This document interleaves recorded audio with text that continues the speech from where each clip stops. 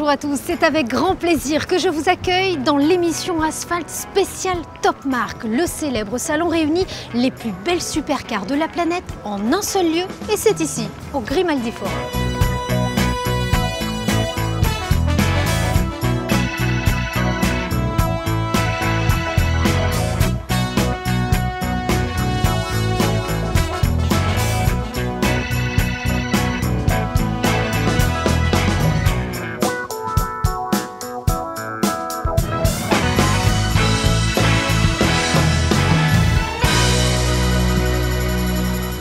Thierry Woutsen, bonjour. Bonjour. Merci de nous accueillir. Ravi d'être là. C'est un plaisir au milieu de toutes vos voitures d'exception. Vous allez nous en présenter quelques-unes et commençons par cette Cobra. La Cobra. Qui n'a pas un jour rêvé de conduire une Cobra? C'est vrai. Il me semble que vous êtes ambassadeur de la marque. Ambassadeur de la marque pour Monaco, pour toute la région ici. Je suis très ami avec l'importateur en Belgique qui est un fervent défenseur de la marque Shelby, donc de la Cobra et de la GT40. Alors il faut faire attention, il y a beaucoup de modèles contrefaits, n'est-ce pas? Ah, c'est la voiture la plus copiée au monde. Comment ça se fait? C'est une voiture que tout le monde aime bien avoir, mais il y en a eu très peu, finalement, très peu. Et ça, c'est un exemplaire très rare. C'est une voiture qui a été développée pour la compétition. Vous avez gagné le Tour Auto avec cette voiture. Oui, est-ce qu'on peut revenir sur l'expérience? Mais j'avais fait un pari, en fait, de débuter le Tour Auto cette année-ci avec la Cobra pour un peu voir comment ça se passe. Une deuxième année pour me mettre à niveau, la troisième année pour gagner. J'ai loupé mon pari, j'ai gagné la première course. Fabriquée en 1963, donc avec les suspensions d'époque, avec toute la tenue de route de l'époque. Pas de direction assistée? Rien, pas de direction assistée, pas de frein assisté, rien du tout. C'est vraiment brute de coffrage, comme on dit, et c'est vraiment une brute sur la route aussi, parce qu'on a près de 500 chevaux, 1000 kilos, donc ça va à une vitesse extraordinaire et il faut bien la maîtriser. J'ai pris un peu de temps pour me mettre et puis ça a été sans problème. C'est fiable? C'est très fiable. On n'a eu aucun problème pendant toute la course. Elle a été très bien préparée par une jeune équipe belge, en fait, le JP Motor, qui prépare cette voiture-là et qui nous l'a fait de façon extraordinaire. J'ai absolument rien eu à dire ni à faire pendant les 5 jours du rallye. Ça s'est déroulé, on ne peut pas faire mieux. Un mot sur votre copilote, un ami? Hervé, c'est un ami de longue date d'ailleurs. On a fait ça un petit peu sur un coup de tête il y a 2 ans, un peu plus de 2 ans, quand on a décidé de participer la première fois. Il m'a dit, parce que je l'ai déjà fait, il m'a dit, je l'ai déjà fait avec une Porsche 356, une moyenne de 40 km/h, est-ce que ça t'intéresse de faire ça? Moi, je dis, moi, reprendre la compétition, pas du tout, pas du tout.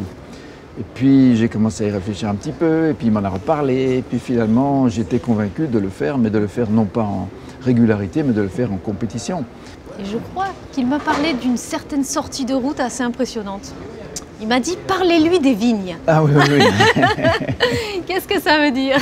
C'est un code? Mais non, comment dire, en voulant bien faire, parfois on fait un petit peu trop bien. Et puis là, sur une bosse, j'ai pas levé le pied sur la bosse.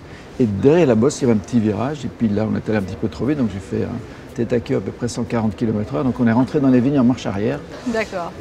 Je lui ai proposé de récolter quelques grappes de raisin comme ça pour prendre avec. Il m'a dit non, j'ai pas le temps. On est reparti, on a perdu un petit peu de temps, mais bon, c'était plus anecdotique qu'autre chose. Vous avez été évidemment pilote de Formule 1. Intéressons-nous à cette Benetton qui est juste derrière moi. Ah, mais très volontiers.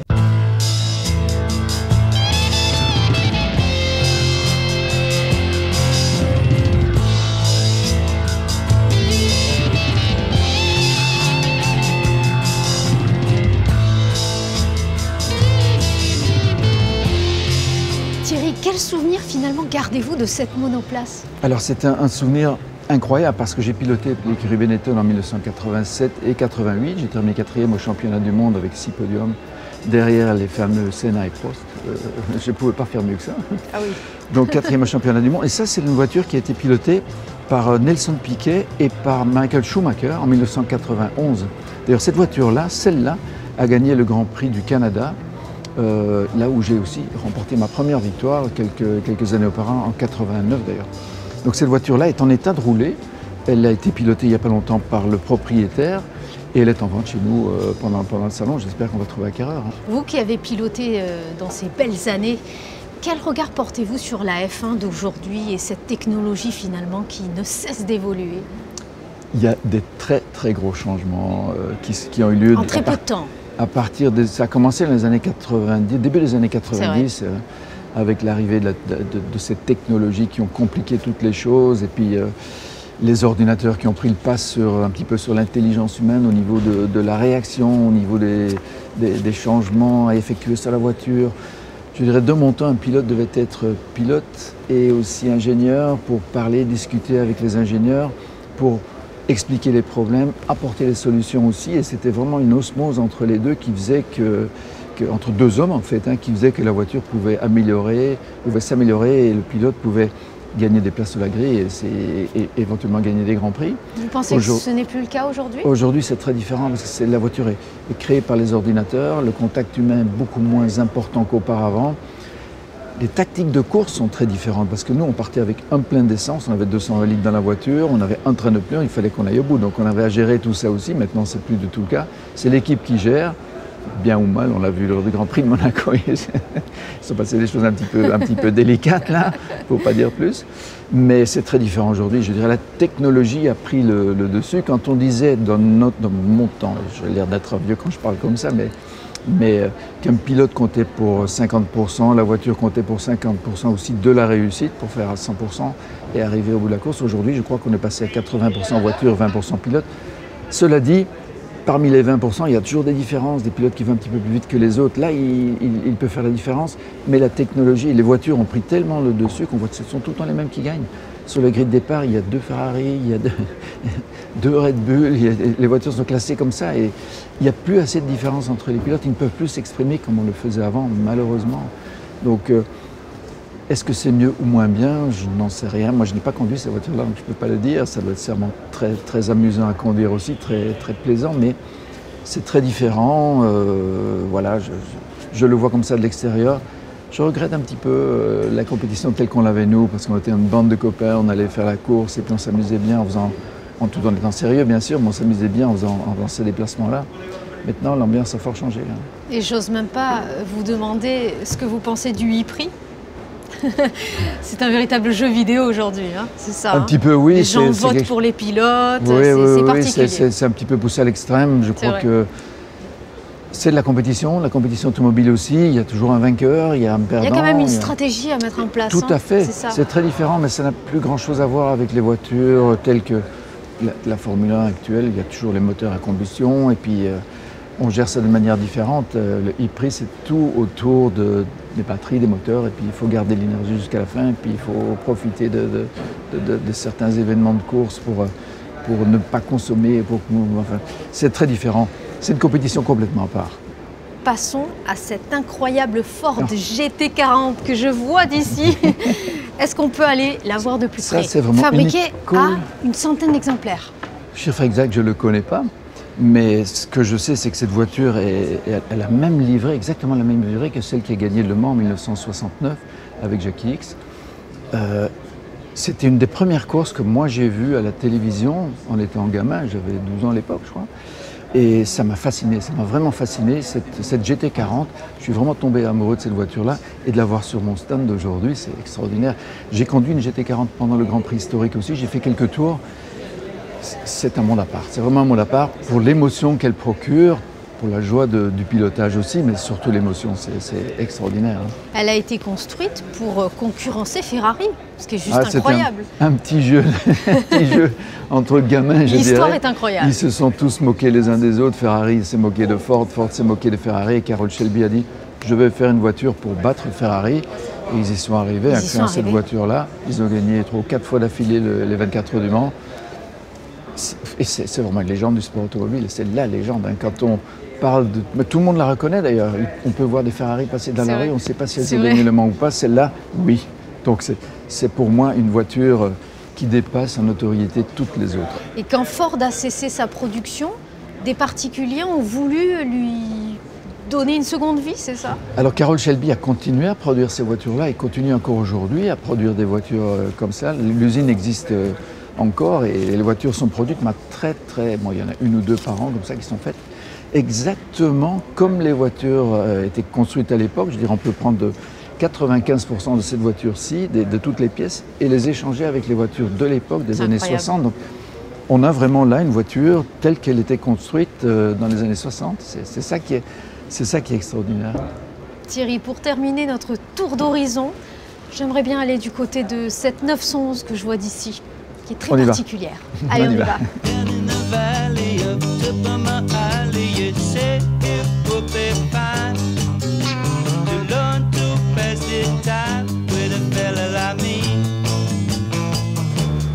Elle est là. Elle est là. Quelle est sa particularité? Je crois deviner. Ça vous dit rien, ça?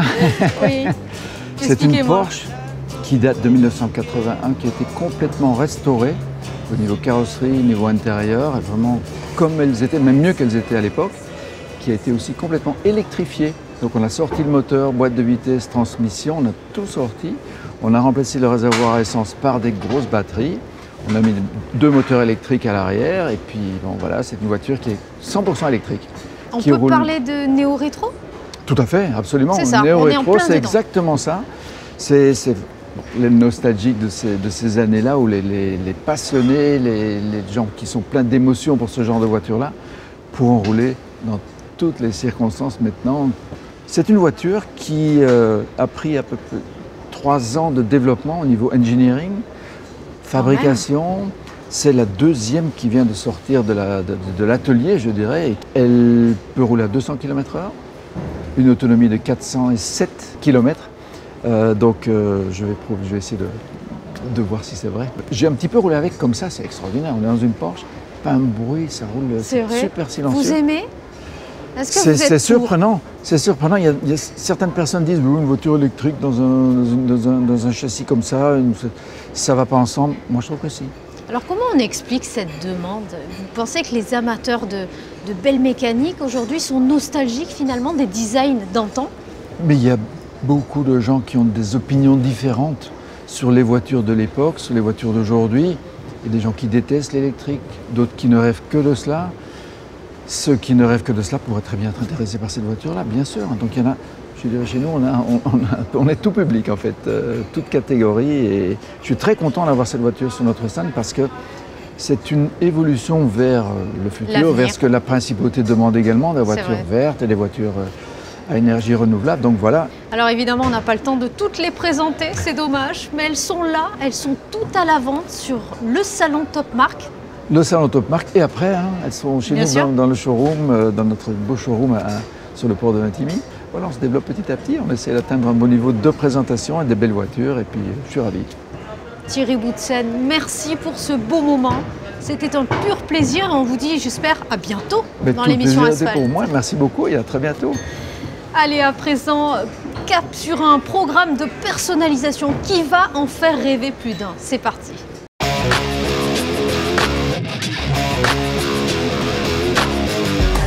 Stéphane Colmar, bonjour.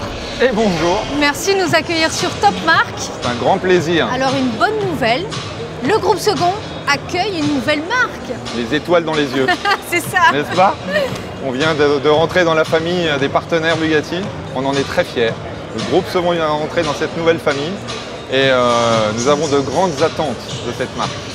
On rentre dans le premium luxe, on continue en fait à aboutir dans les voitures de luxe, dans les voitures premium, et là on est au summum du premium.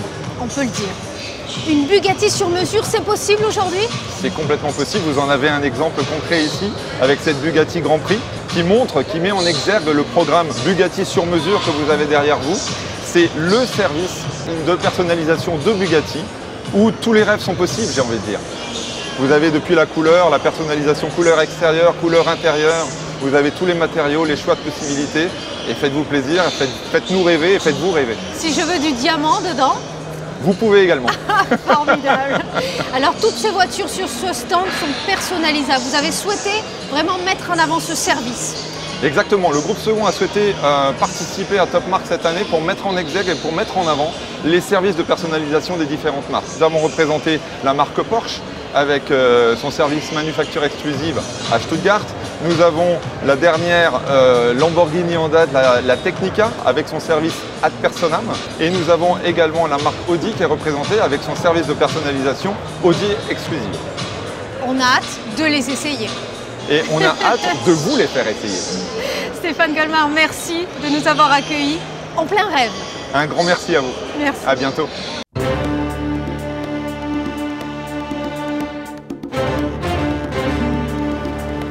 Ah, ça Salim Coucou. Zegdar, le directeur Top Marque. Merci pour cet accueil. C'est vrai. Merci. Ça vous a plu? C'est fabuleux.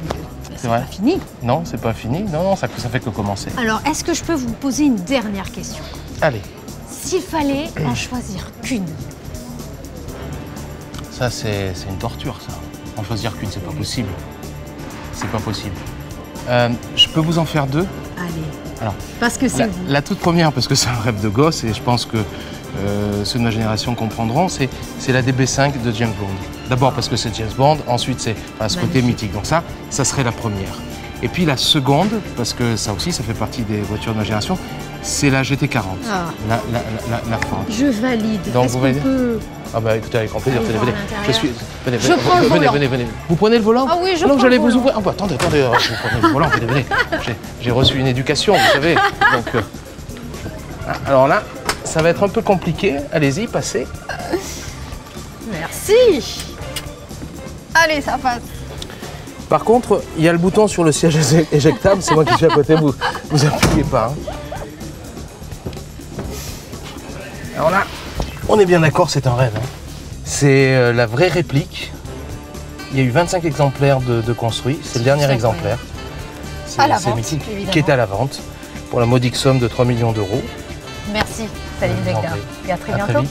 Merci à Monaco Info, merci à l'émission Asphalt, merci de nous soutenir, d'être toujours là. Merci. Et merci à Salim.